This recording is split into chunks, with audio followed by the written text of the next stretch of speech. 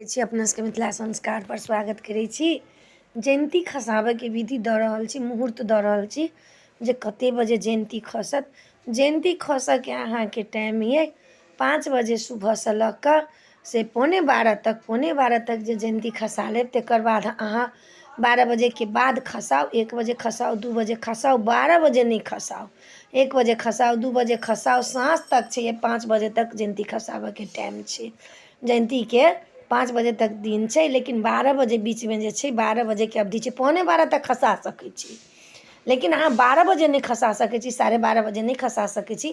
तकर बाद अहाँ 1 बजे खसाउ, 1 बजे से लऽ कऽ 5 बजे तक खसाउ, कोनो दिक्कत नहीं। 12 बजे अहाँ जयंती नहीं खसायब। 5 बजे सुबह से लऽ कऽ साँझ तक 5 बजे तक 12 घंटा तक टाइम छै। एहिमे कोनो संशय नहीं छै, तऽ अहाँ खसा सकै छी। जयंती के लेल अहाँ बालू पर खसायब तऽ जौ लायब, बालू लायब, जाहिमे जयंती खसायब से अहाँ घैल लायब। ओहिमे पहिले जे खसायब जयंती तऽ बालू में जौ मिला लेब, तखन नीक से अहाँ धऽ देबनि। तखन ओहिमे कनि पानि के छिट्टा लगा देबै। घैल में पानि भरने रहब, जातम घैल में चाहे लोटा में पानि भरने रहब, ओहि पर एना कऽ धऽ देबनि। ओहिमे सुपारी पैसा से धऽ देबनि। तकर बाद आम के पल्लव धऽ देबनि, ओहि पर नारियल देबनि। नारियल देबनि तऽ शांति कलश भऽ जायत, नारियल नहीं देबै तऽ ओहिना कलश भऽ जायत। शांति कलश लोक बैसबैए नवरात्रा में।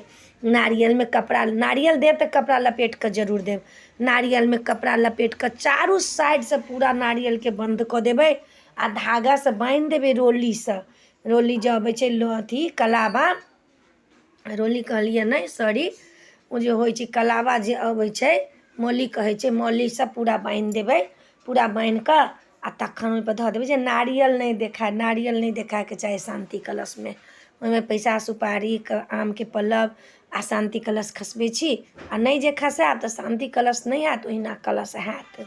कहि कऽ लोक ओहिठमन दीप जरबैए, ओकरा की केलक, मौली से पूरा बांधि देलक कलावा से, तब पूरा नारियल के ओहि पर धऽ देलक। कते लोक कलशे पर दीप जरबैए, कते लोक कलश पर दीप नहीं जरबैए, नीचा दीप जरबैए, 24 घंटा दीप जरबैए, बुझऽ नहीं दैए। अहाँ ज्योति जे जराब 24 घंटा वाला तऽ एकेटा बत्ती से ज्योति जरै छै, दोसर बत्ती नहीं होइ छै लगावला। एक बत्ती लगायब, वही बत्ती के अहाँ बढ़ाबैत रहि जायब, दोसर बत्ती नहीं ओहिमे लगै छै, से बुझलिए। दोसर बत्ती लगायब तऽ गड़बड़ भऽ जायत। एकेटा बत्ती जे छै से लोक के लगै छै, आ एकेटा बत्ती से लोक से कलश के बैसबै छै। 2टा बत्ती लगायब तऽ गड़बड़ भऽ जायत।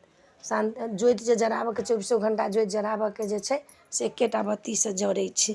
जयंती खसा कऽ तखन अहाँ पाठ करब ओहिठमन, तऽ अपने सबके जयंती खसाबे के मुहूर्त देलहुँ। आ ओही पर कलश गणेश पर सब पूजा होइ छनि भगवती के, जते होइ छनि। प्रथम शैलपुत्री के, द्वितीय ब्रह्मचारिणी के, तृतीय चंद्र घंटा के, कुष्मांडा के, चतुर्था के, पंचमा स्कंदमाष्टमी के, षष्ठी कात्यायनी के, सतमो कालरात्रि छै महागौरी के, अष्टमी महागौरी, नवमी महागौरी के, नवे सिद्धिदात्री गो माता के, सबके पूजा जे छै से कलशे पर होइ छनि।